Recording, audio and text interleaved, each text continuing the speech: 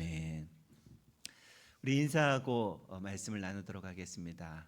좌우 옆에 앞뒤의 분들에게 메리 크리스마스라고 인사하겠습니다. 메리 크리스마스. 예. 복된 성탄 되시기를 주의 이름으로 축원합니다. 네. 오늘은 예수님께서 탄생하신 성탄 아침입니다. 첫 번째 크리스마스의 주인공, 우리가 늘 주인공에 대해서 살펴보았지요. 오늘의 주인공은 누가 뭐래도 예수님이 우리의 주인공이시고 예수님이 주인공이신 줄로 믿습니다.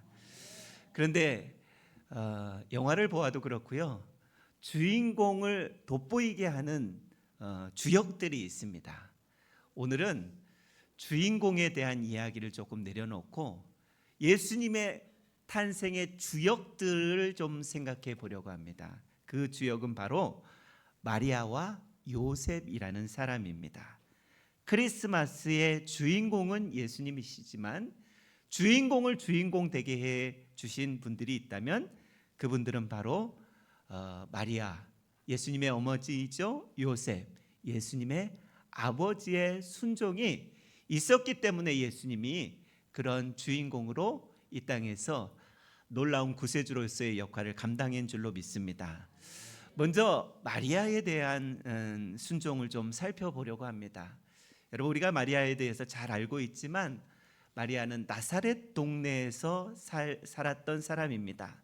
나사렛, 갈릴리 호수에서 약 20km 떨어진 아주 시골의 천한 마을입니다. 나사렛은요, 예루살렘에 있는 사람들이 갈릴리 나사렛이라는 곳을 통과하여서 이제 이방 땅이었던 두로와 시돈 해변가에서 배를 타고 로마까지 거쳐가는 그런 시골 마을이었습니다. 나사렛은 외국에 나갈 때 거쳐가는 그런 곳이었기 때문에 군인들도 많았고요, 그리고 그 당시에 천하게 여겼던 상인들도 많이 있었던 그런 곳입니다. 그래서 거쳐가는 길목이라고 보면 됩니다. 나다나엘이 이런 이야기를 하죠. 예수님을 처음 만났을 때 나다나엘이 예수님이 나사렛 사람이라는 소리를 듣고 이런 이야기를 합니다.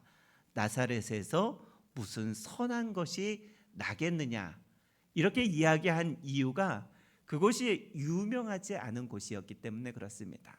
선한 곳이었기 때문에 나다나엘이 그런 말을 한 것입니다. 그 시골 마을, 천한 마을에 마리아가 살았던 것입니다. 그런데요, 마리아가 몇 살 정도에 예수님을 임신했을까? 여러분, 그런 생각해 본 적이 있으십니까? 마리아가 도대체 몇 살에 예수님을 잉태했을까? 저는 궁금해서 예수님께서 언제 마리아의 몸에 잉태했을까 생각해 보았을 때 성경의 정답이 나왔어요. 성경의 정답은 약혼했을 때라고 그렇게 기록이 되어 있습니다. 그러면 도대체 약혼했을 때, 유대 나라는 14살, 18살 사이에 약혼을 합니다.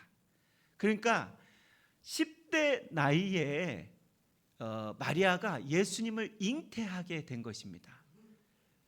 이 분명한 사실입니다.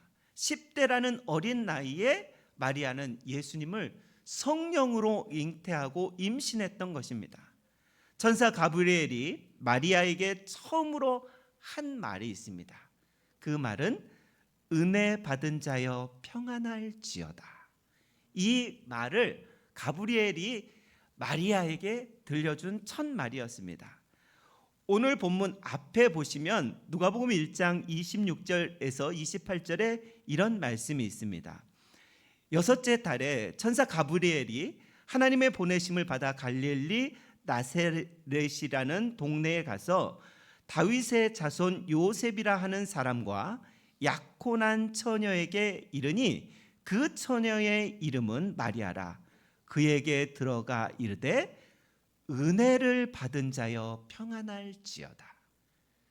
은혜를 받은 자여 평안할지어다. 주께서 너와 함께 하시는도다 라고 그렇게 말씀하고 있습니다.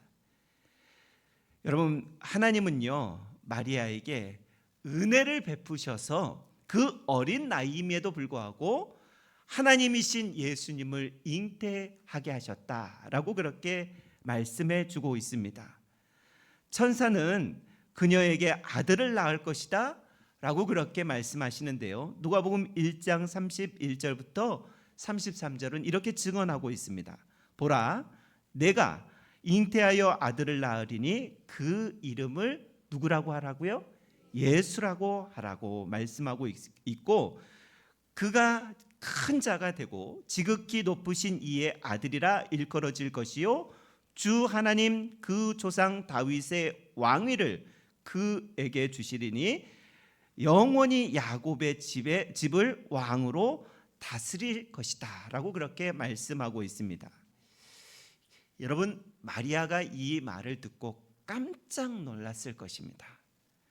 자신이 잉태할 아들이 지극히 높으신 이의 아들, 야곱의 집을 왕으로 다스릴 자라고 그런 이야기를 듣고, 마리아 자신의 면면을 보면요, 자신의 처지를 보면 지금 나사렛 천한 동네에서 가난하게 살고 있는 그것도 어린 소녀에 불과했다라는 것입니다. 그런데 자기에게 지극히 높으신 이의 아들이 태어난다라는 것, 이해할 수 없는 그런 말이었다라는 것입니다.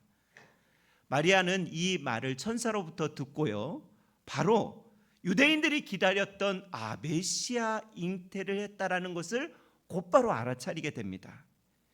유대인들은 오랫동안 메시아 대망 사상이 있었습니다. 더욱이 예수님 오시기 전에 600년 전에 BC 586년에 바벨론이 예루살렘을 침략한 이후에 이스라엘 유다라는 나라는요 역사적으로 사라지게 됩니다. 그렇게 600년 동안 유대인들은요 메시아를 간절히 기다렸던 것입니다. 마리아는 천사를 통해서 메시아가 잉태한다라는 소문을 듣고 의심이 한 가지 생겼습니다. 그것은 내가 남자를 알지 못하는데, 내가 결혼한 사람이 아닌데 어찌 이런 일이 있겠느냐라는 그런 생각이 들 때 천사가 바로 이어서 성령이 하시는 일이다 라고 그렇게 말씀하고 있습니다. 누가복음 1장 35절 36절의 말씀입니다.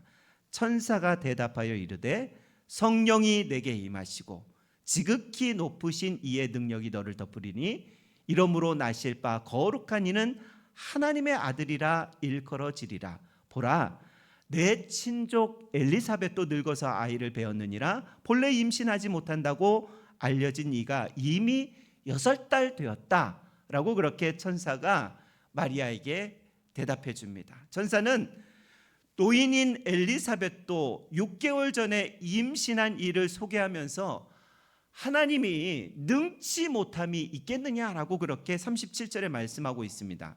대저 하나님의 모든 말씀은 능하지 못하심이 없느니라. 여기서 아멘 해야 된다는 것이죠.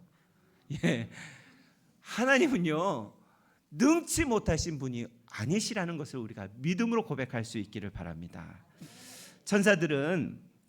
천사의 말을 들은 마리아의 대답은요, 오늘 본문 38절에 마리아가 이르되 주의 여종이오니 말씀대로 이루어지리라 하며 천사가 떠나갔다라고 그렇게 말씀하고 있습니다. 마리아는 하나님의 말씀에 아무 계산하지 않고 순종하는 모습을 오늘 우리에게 보여주고 있습니다. 마리아에게 이런 일이 일어난다라는 것은요, 여러분 생각을 해보십시오. 마리아의 인생에 엄청난 큰 고난이 찾아오는 것을 예고한 것을 들었던 것입니다. 마리아는요 약혼한 요셉을 어떻게 설득할까, 결혼식이 어떻게 될지도 알지도 모르는 그런 상태였습니다. 결혼하기 전에 임신을 한다는 것은 상상해 보지도 못했던 일입니다. 이 일이 잘못되면요 임신한 여자가 되어서 동네 사람들에게 돌에 맞아 죽을 수도 있었던 일이었습니다. 마리아는 이런 엄청난 일을 그냥 어떻게 대답합니까? 주의 여종이오니 말씀대로 내게 이루어지리이다라고 그렇게 순종하는 모습을 보여주고 있습니다. 여러분, 이것이 마리아의 대단한 순종이라는 것입니다. 단순한 순종이에요.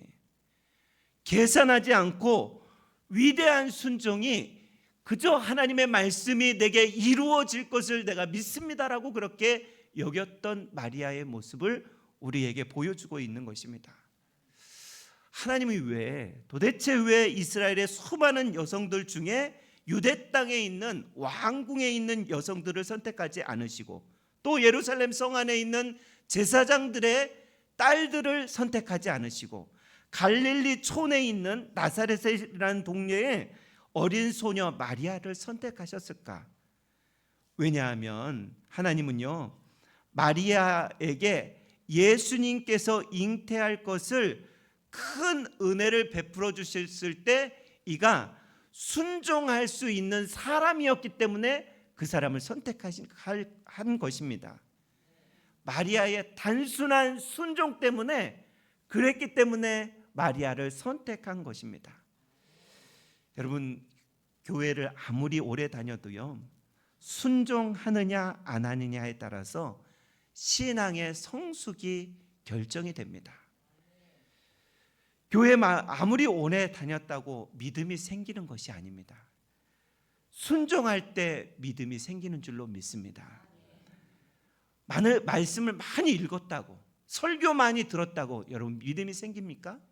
그렇지 않습니다. 성경 지식은 생기겠지요. 성경은 잘 알게 되겠지요. 그런데요, 순종을 안 하면 그 성경 지식은 나와 아무런 상관이 없는 그런 말씀이 된다라는 것입니다. 중요한 것은 내 생각을 내려놓고, 마리아가요 자기 생각했으면 순종하지 못했을 거예요. 앞으로 미래 생각했으면 순종하지 못했을 거예요. 그런데요, 마리아는 자기 생각 내려놓고 내 의문을 모두 내려놓고 말씀 앞에 과감히 순종하는 것을 통하여서 예수님이 마리아의 몸을 통해서 이 땅에 오셨다라는 것입니다. 순종 없는 은혜는 없습니다. 순종 없이 기적도 일어나지 않습니다. 순종 없이 능력도, 신앙의 성숙도 일어나지 않는다라는 것입니다. 놀라운 인생을, 놀라운 신앙의 삶을 살았던 모든 사람들은요, 다 하나님의 말씀에 전적으로 순종하는 사람들이었습니다. 여러분, 내 생각을 계속하고 계산하고 또 따지고 묻고 하면, 그러면 순종은 할 수가 없는 것입니다. 여러분, 우리는요, 하나님의 은혜를 받는 것을 상당히 좋아합니다. 여러분, 하나님의 은혜가 여러분에게 미쳐지기를 원하시죠? 그것도 작은 은혜가 미쳐질 것을 원하는 게 아니라 큰 은혜, 넘치는 은혜, 이거 미쳐지기를 원하시죠? 그렇다면 밑거름은 순종이 기반이 되어야 합니다. 순종이 있어야지만 큰 은혜, 큰 능력이 우리에게 부어지는 줄로 믿습니다. 순종하는 것 부담스럽습니다. 여러분, 은혜 받기를 원한다면요, 이 부담스러운 순종, 하고 싶지 않는 그 순종, 그러나 말씀에 의지하는 그 순종이 저와 여러분의 순종이 되기를 원합니다. 마리아처럼 계산하지 않는 순종할 때 하나님께서 놀라운 일을 베풀어 주실 것을 믿습니다. 두 번째, 요셉의 순종을 보겠습니다. 천사는 마리아에게 먼저 예수님이 잉태할 것을 말하고 그 다음에 누구에게 이야기하냐면 요셉에게도 이제 예수님이 마리아의 몸을 통해서 잉태할 것을 말씀합니다. 요셉은요, 마리아가 찾아와서 성령으로 잉태된다라는 것을 들었습니다. 요셉은 마리아가 이런 말을 할 때 믿을 수가 없었습니다. 여러분, 그걸 누가 믿을 수 있겠습니까? 어느 남자가 내 약혼녀가 이 성령으로 임신해서 왔다는데 믿고 받아들일 사람이 어디 있겠습니까? 이스라엘 백성들은 아브라함이 100세의 아들을 낳았다라는 것을 잘 알고 믿고 있었습니다. 그리고 한나가 간절히 기도했을 때 사무엘을 잉태했다라는 사실도, 그리고 낳았다라는 사실도 잘 알고 믿고 있었습니다. 그런데요, 구약 성경 그 어디에서도 남자가 없이 여자 스스로 임신했다라는 기록을 찾아본 일이 없어요. 그렇기 때문에 요셉은요, 마리아의 말을 믿을 수가 없었다라는 것입니다. 요셉은 도무지 마리아가 남자 없이 임신했다라는 그런 말을 믿을 수가 없었습니다. 그래서 어떤 행동을 취했냐면 이 일을 조용히 끊고자 했던 것입니다. 우리는 마리아가 남자 없이 임신했다라는 것을 성경을 통해서 누구보다도 잘 알고 있습니다. 그런데도 불구하고요, 여러분, 제 아내가, 그럴 일은 없겠지만 제 아내가, 자꾸 저희 집 이야기를 해서 죄송합니다만, 제 아내가 남자 없이 성령으로 잉태했다라고 저에게 이야기하면 제가 뭐라고 할까요? 죄송합니다. 미친 거 아니야? 이제 미쳤구나. 이런 이야기 하지 않겠습니까? 성경의 사실과요, 나와는 동떨어진 이야기로 우리는 받아들일 수밖에 없을 것입니다. 그런데 요셉이 얼마나 성숙했는지요, 이 일을 조용히 처리하고자 하는 모습이 요셉의 성숙의 극치를 보여주는 것입니다. 마태복음 1장에도 이제 예수님의 탄생의 기록이 되어 있는데, 마태복음 1장 18절 19절에 이런 말씀이 있습니다. 예수 그리스도의 나심은 이러하니라. 그의 어머니 마리아가 요셉과 약혼하고 동거하기 전에 성령으로 잉태된 것이 나타났더니 그의 남편 요셉은 의로운 사람이라 그를 드러내지 아니하고 가만히 끊고자 했다라고 그렇게 말씀하고 있습니다. 요셉은요, 누구보다도 하나님의 말씀, 율법을 잘 지키는 의로운 자였습니다. 그런데 부정한 여인을 아내로 만난다? 용납할 수 없는 그런 일이었죠. 그래서 가만히 끊고자 한 것입니다. 여러분, 가만히 끊는다는 것이 무엇입니까? 그 누구에게도 이야기하지 않고 마리아에게 이제 이혼 증서, 율법에 나와 있는, 모세의 율법에 나와 있는 이혼 증서를 써서 줘서 가만히 헤어지는 것을 의미하고 있습니다. 아무리 마리아를 이해하려고 했지만 이해가 되지 않았습니다. 요셉은요, 평소에 마리아가 어떤 여자인지 잘 알고 있었습니다. 마리아가 성령으로 임신했다고 할 때 그 마리아의 말이 거짓이 아니라는 것도 잘 알고 있었습니다. 그런데요, 상식적으로, 이성적으로 이 일들을 이해할 수가 없었던 요셉이었던 것 같습니다. 그래서 요셉에게 천사가 나타나서 이런 말씀을 하고 있지 않습니까? 마태복음 1장 20절 23절의 말씀은 이렇게 말씀합니다. 이 일을 생각할 때 주의 사자가 현몽하여 이르되 다윗의 자손 요셉아, 내 아내 마리아 데려오기를 무서워 말라. 그가 잉태된 자는 성령으로 된 것이라. 아들을 낳으리니 이름을 예수라 하라. 이는 그가 자기 백성을 그들의 죄에서 구원할 자이심이라 하리라. 이 모든 일이 된 것은 주께서 선지자로 하신 말씀을 이루려 하심이니 이르시되 보라, 처녀가 잉태하여 아들을 낳을 것이요 그의 이름은 임마누엘이라 하리라 하셨으니 이를 번역하면 하나님이 우리와 함께 계시다 함이라 라고 말씀하고 있습니다.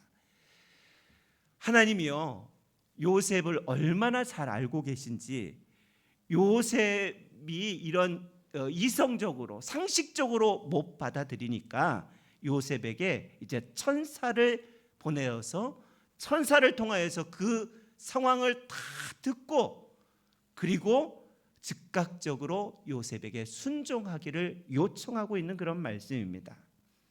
여러분, 요셉은 아직 결혼도 올리지 않았는데 마리아가 약혼녀가 임신을 해서 아기가 태어난다면 어떤 소문이 날지 잘 알았던 그런 사람이었습니다.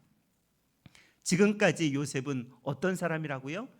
의로운 자라는 그런 말도 다 깨질 줄도 잘 알고 있었습니다.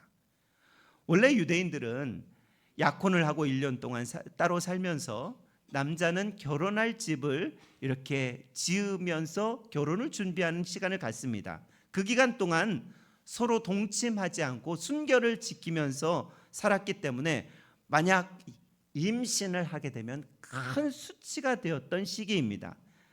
만약 요셉이 임신한 마리아를 데려오면 결혼식도 치르지 않는데 아기를 낳는 율법을 어기는 자가 됩니다. 요셉이 어떤 평가를 받았습니까? 의로운 자라는 평가를 받았던 사람입니다. 또 그것으로 끝나는 것이 아니라 온 동네에 나쁜 소문이 날 것도 잘 알았습니다. 먼저 요셉의 가족들이 난리가 날 것입니다. 예수님 당시에 나사렛 동네는요 200호 300호 밖에 되어지지 않는 작은 마을이었기 때문에 온 동네에 나쁜 소문이 날 것이 생각하니 암담하지 않았을까요? 그러나 요셉은요 주의 사자 천사의 분부대로 마리아를 자기 집으로 데려왔습니다. 그리고 마태복음 1장 24절 25절에 이렇게 말씀하고 있습니다. 요셉이 잠이 깨어 일어나 주의 사자의 분부대로 행하여 그의 아내를 데려왔으나 아들을 낳기까지 동침하지 아니하였더니 나음의 이름을 예수라 하니라 라고 그렇게 말씀하고 있습니다.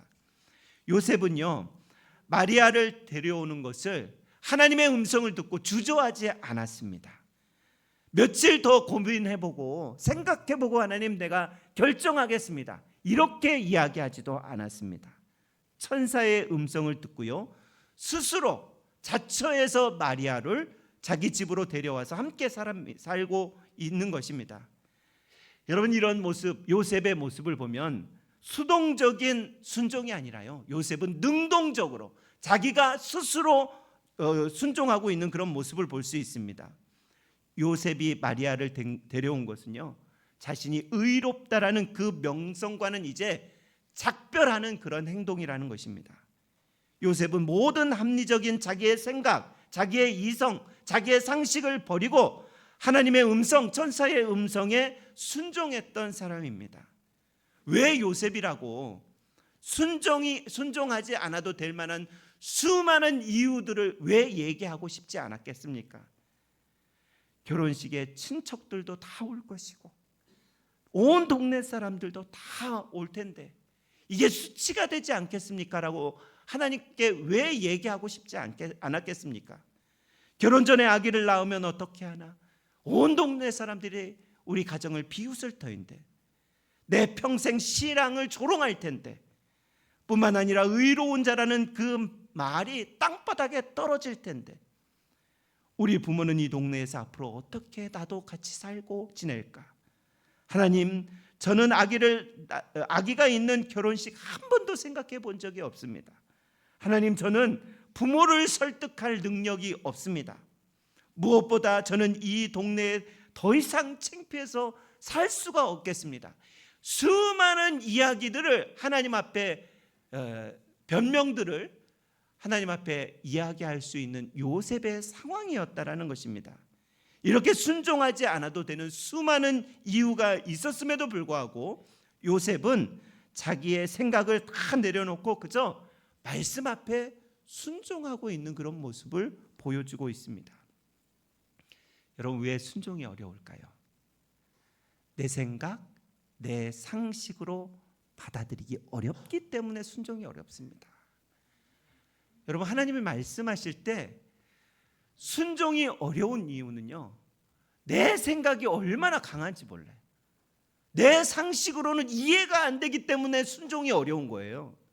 하나님이 말씀하실 때 그런 모습이 우리 안에도 있습니다. 요셉과 동일한 모습이 우리 안에도 있습니다. 순종하면 손해볼 것 같거든요. 순종하면 내 계획이 무너지고 순종하면 내 미래가 엉망이 될 것 같은 그런 기분이 들거든요. 그래서 순종하지 못합니다. 여러분, 왜 도대체 하나님은 요셉을 예수님의 육신의 아버지로 선택했을까? 요셉도 처음에는 의심이 생기고 갈등도 생겼습니다. 그러나 하나님의 음성을 듣고 즉각적으로 능동적으로 순종하는 모습으로 돌아섰던 요셉을 보았습니다.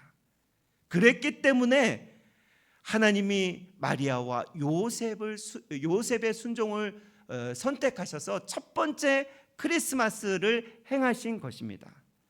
여러분, 하나님이 쓰시는 사람들의 공통점이 있다면요, 즉각적인 순종을 하는 사람, 온전한 하나님의 말씀을 순종하는 사람을 하나님은 즐겨 사용하시는 줄로 믿습니다. 오늘은 크리스마스입니다. 예수님은 마리아와 요셉의 순종을 통해서 이 땅에 오셨다라는 것, 주인공은 아니었지만 주역들이 있었기 때문에 예수님이 이 땅에 오셨다라는 것을 오늘 우리가 말씀을 들었습니다. 기독교는요, 이 마리아와 요셉의 순종을 통해서 시작이 되었습니다. 성탄은 순종으로 아기 예수님을 내 마음 가운데 모시는 그런 날입니다. 그래서 항상 저와 여러분 가운데 순종의 은혜가 있기를 바랍니다. 뭔가 큰 은혜를 받아 누리려고 하지 마시고요, 내가 순종할 때 그 은혜가 내 것이 된다라는 것을 기억하고 마리아와 요셉처럼 단순하게, 과감하게, 위험한 순종까지라도 능히 할 수 있는 우리 가론교회 모든 성도들의 삶이 되시기를 주의 이름으로 축원합니다. 기도하겠습니다. 살아계신 하나님 아버지, 감사합니다. 아기 예수님의 탄생을 축하하는 성탄절 이 아침, 우리는 마리아와 요셉의 순종을 통하여서 예수님이 이 땅에 오셨음을 상고해 보았습니다. 하나님, 우리가 순종이 어려운 이유가 여럿이 있습니다. 수만 가지 되라고 해도 될 수 있는 이유들이 있습니다. 그러나 마리아와 요셉처럼 단순하게 자신의 생각을 내려놓고 위험한 순종까지라도 능히 행할 수 있는 그 믿음 우리에게 허락하여 주옵소서. 그래서 하나님의 영광과 찬송이 우리 가론교회를 통하여서 드러나는 놀라운 역사도 허락하여 주시기를 간절히 바라오며 예수님의 이름으로 기도드리옵나이다. 아멘.